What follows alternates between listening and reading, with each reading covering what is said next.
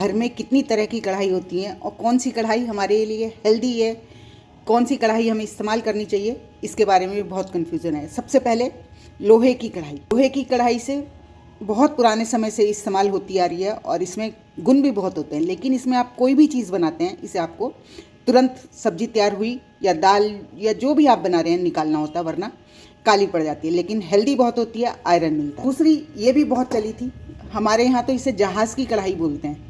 ये silver type की कढ़ाई होती है, लेकिन ये बहुत अनहेल्दी होती है। इसका इस्तेमाल हमें बिल्कुल नहीं करना चाहिए। लेकिन एक समय था जब इसका बड़ा बोलबाला था, मेरे पास भी इससे डबल ट्रिपल कई साइज़ की कढ़ाई हैं, लेकिन मैं बहुत अब कम इस्तेमाल करती हूँ।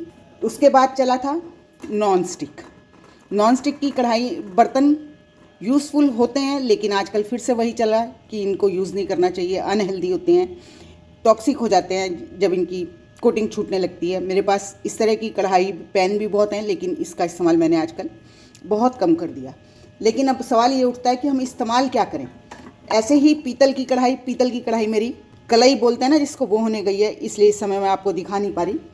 तो पीतल की कढ़ाई का भी यही है जो लोहे की कढ़ाई का होता है। उसमें भी हम कोई भी खट्टी चीज़ जैसे कढ़ी, टमाटर वाली सब्जी या सब्जी में खटाई मिलानी है वो नहीं बना सकते, क्योंकि उसमें कड़वी हो जाती है और वो नुकसान भी बहुत ज़्यादा करती है। लेकिन पीतल के बर्तन में भी खाना बनाना हेल्दी है, आप उसको इस्तेमाल करें और सब्जी को बनाएं, निकाल लें दूसरे बर्तन में। और इस समय ये है मेरी स्टील की कढ़ाई। इसके पैन भी आते हैं, कढ़ाई भी आती हैं।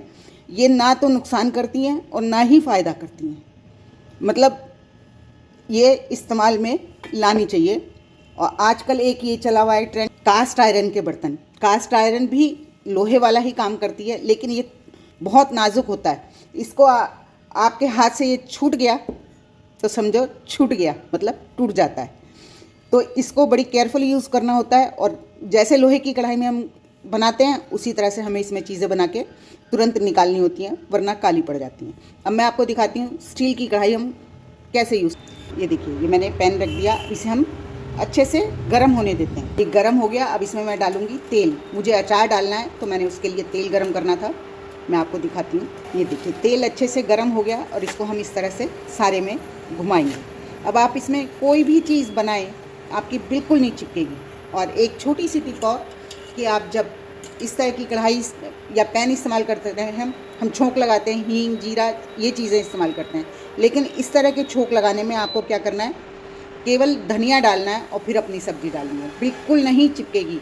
छोटे छोटे हैक्स के लिए देखते रहिए घर की रसोई बाय संगीता गुप्ता।